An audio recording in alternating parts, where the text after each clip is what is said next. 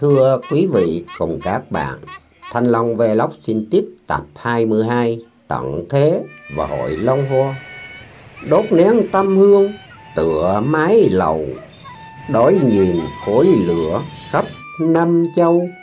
Mây dân chẳng phủ bao dòng lệ, trăng tỏ khôn xôi mấy đoạn sầu. Suốt bấy vạn non dân chan nắng lửa, thương thay ách nước đậm mưa dầu. Cơ trời màu nhiệm cơ huyền định, tiếng khóc nhân sanh tiếng khóc đầu. Xin quý vị đăng ký và rung chuông để xem chuyện dài tập Hội Long Hoa và Tận Thế, cuộc tổng hợp tư tưởng các đạo giáo Cơ Đốc giáo, Phật giáo, Cao Đài giáo, Phật Thầy Tây An, Phật giáo Hòa Hảo, các bậc dị nhân và các nhà bác học. Tiếp phần 2, nhà bác học Hồ Hữu Tường giải thuyết sấm giảng bằng khoa học địa lý, giải thích về đời Thượng Ương và xã hội Tân Thu. Ông Hồ Hữu Tường cho biết rằng cuối trận chiến tranh thứ 3, hầu khắp quả địa cầu đều bị tàn phá. Các đô thị lớn biến thành những đống gạch ngói ngổn ngang, bắn ra những tia quang tuyến của nguyên tử lực, cho đến cỏ cũng không mọc được. Đó là kết quả nguyên tử đâu đâu đầy xác chết, bốc mùi muôn ngàn loại vi trùng đang ngễu nghênh tìm nạn nhân. Đó là kết quả chiến tranh vi trùng. Thành thị thì như thế, còn thôn quê thì chỉ còn một thứ cỏ dại, khởi sự mọc lê thê. Bởi cái lẽ dễ hiểu rằng khi làm nước sôi tràn lụt qua một lượt thì cỏ cây thảy đều chết sạch, hột giống thảy đuột đều luộc chín cả, loài người cũng chết sạch.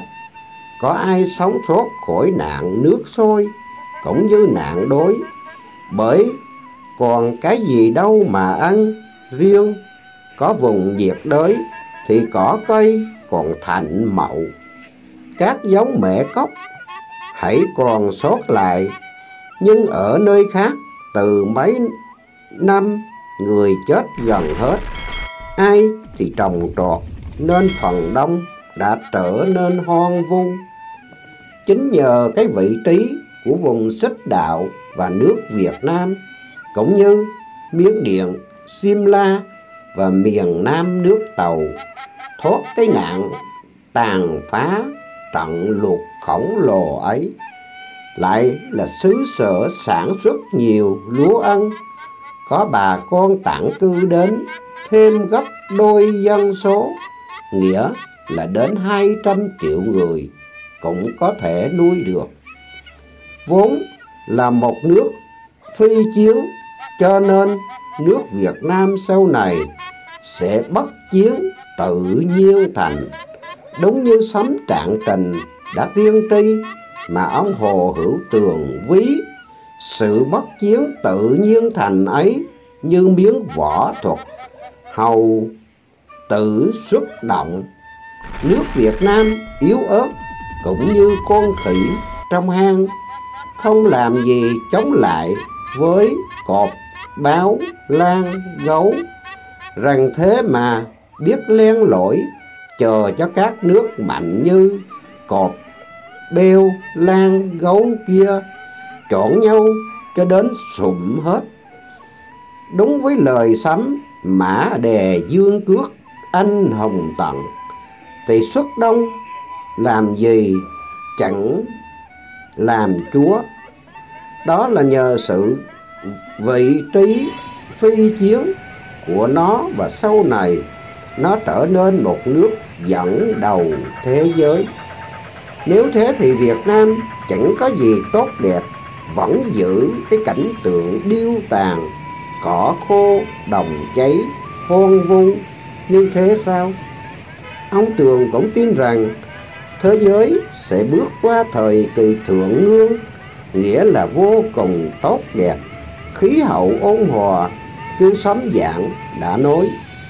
Nhưng làm thế nào thế giới biến hình, thay đổi khí hậu và trở nên một xã hội tân xuân thu, nghĩa là trong một năm chỉ có 2 mùa ấm và mát.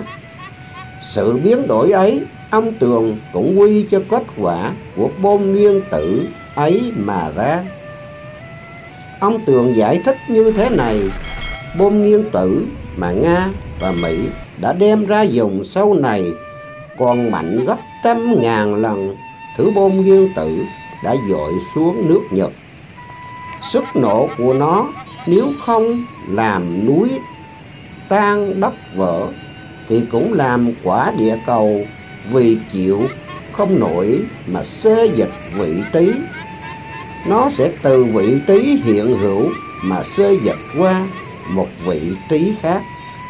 Do sự xê dịch ấy, quả địa cầu ở vào một vị trí một năm chỉ có 2 mùa xuân và thu. Khí trời quanh năm rất ấm áp, mát mẻ, còn ban đêm thì luôn luôn có trăng mọc, sáng cả đêm ngày qua đêm khác, không hề sai chạy. Cái thế giới đó ông Tường gọi là thế giới xuân thu. Đã đổi vị trí như thế, đã thay đổi mùa tiết ngày đêm như thế, không nói ai ai cũng biết, chịu ảnh hưởng cái khí hậu ôn hòa như thế, thì loài khoáng vật đến thực vật cũng như động vật, thế giới sau này sẽ vô cùng đẹp đẽ, cây cối hẳn tốt tươi, đất đai hẳn thích hợp cho các loài cây quý báu, thì con người hẳn cũng đẹp đẽ và thông minh, tiến hóa hơn nhiều. Ông Tường cho rằng cái xã hội sau này sẽ tột bậc văn minh, thái bình muôn thuở. Con người sẽ tài trí phi thường. Nếu đem ra so sánh thời kỳ Hạ Ương thì thời kỳ này cách biệt không biết bao xa. Cứ lấy theo thiên văn học và xét thì ông Tường cho thấy rằng quả địa cầu của chúng ta đang chuyển từ cung con cá qua cung con cừu. Trong 12 thiên cung, hiện nay chúng ta còn ở trong cung con cá, một cung mà người đời còn tâm trạng như con cá, hễ gặp nhau là đá cắn nhau. Bởi thế, vào thời kỳ này, nhân loại xô đẩy nhau vào con đường chiến tranh không dứt, tương tàn tương sát. Cung con cá biểu thị thời kỳ Hạ Ương, trái lại cung con cừu biểu thị thời kỳ Thượng Ương, một thời kỳ có người thông minh tiến hóa cao siêu nhất trong các thời kỳ. Ông Tường cho biết rằng kỳ của hạng minh triết chẳng những có người trí hóa thông minh, mà xã hội lại thạnh trị, dân chúng đâu đâu cũng an cư lạc nghiệp. Các nước rất tương thân tương ái, cho nên thế giới trải qua một thời kỳ thái bình cả muôn năm, giống như đời Nghiêu Thuấn. Đó là cả một quan niệm của ông Hồ Hữu Tường về vấn đề tận thế và sự xây dựng của cõi đời Thượng Ương, mà ông gọi là xã hội xuân thu. Quan niệm dựa theo khoa học để giải thích sấm giảng. Như chúng tôi đã nói, ông Tường vì vướng phải chủ nghĩa hoài nghi mà ông mãi tắc vị, không tiến hóa đến đâu. Ông Tường nói rằng sau trận giặc thứ 3, các nước ở miền tiếp cận với Bắc Cực và Nam Cực đều bị nạn lụt nước sôi, và sức nổ truyền của bom nguyên tử và tiêu tan đến cây cỏ cũng không mọc. Trong tình trạng hoang vu như thế, Việt Nam nhờ ở khu vực phi chiến mà tồn tại. Phỏng làm gì với nhân lực mà xây dựng cõi đời thượng ngương? Nếu thế thì cõi đời thượng ngương cũng là thế giới cũ kỹ này, thì lấy gì phân biệt được thượng ngương và hạ ngương? Còn mong rằng bom nguyên tử sẽ nổ ra làm xê dịch vị trí của quả địa cầu, và nhờ sự đổi vị trí ấy mà thế giới sau này sẽ đổi mùa tiết, như sức nổ truyền của bom nguyên tử không hãm lại được. Nó cứ nổ truyền mãi, phỏng quả địa cầu cứ bị cháy thiêu, loài người có bị chết luộc vì nạn nước sôi chăng? Như thật ra tận thế có đúng như các nhà khoa học, bác học đã nghiên cứu không? Và tiếp chương thứ 7 tổng luận nên hiểu thế nào tận thế như thế nào?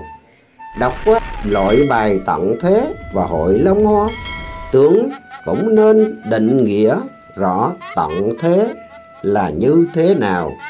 Có tôn giáo nói lên vấn đề tận thế với ý nghĩa là tiêu diệt thế giới loài người, quả địa cầu sẽ mất luôn, nghĩa là loài người tận thế và tận diệt. Có người nảy ra ý rằng nếu loài người đều chung số phận tận diệt thì làm gì phải lo tận thế với không tận thế chứ? Đó là quyển 22. Thanh Long xin kết thúc tập 22 và tiếp tập 23 chương thứ 7 tổng luận của nhà bác học Hồ Hữu Tường. Kết thúc video, Thanh Long Vlog xin chúc quý vị cùng các bạn sức khỏe hạnh phúc. Xin các bạn tìm đọc quyển Tận Thế và Hội Long Hoa, vì quyển Tận Thế này đã sao lưu và trong thời gian bị ẩm ướt nên có từ cũng bị nhầm lẫn. Kính mong tất cả các bạn lượng thứ. Nếu các bạn có quyển Tận Thế và quyển Sấm Trạng Trình Nguyễn Bỉnh Kim cho Thanh Long mượn và sao lưu, số điện thoại của Thanh Long Vlog 038 44 44 119. Kết thúc video, Thanh Long Vlog xin chúc tất cả các bạn sức khỏe, hạnh phúc, thành công. Thanh Long Vlog xin đa tạ và xin cảm ơn.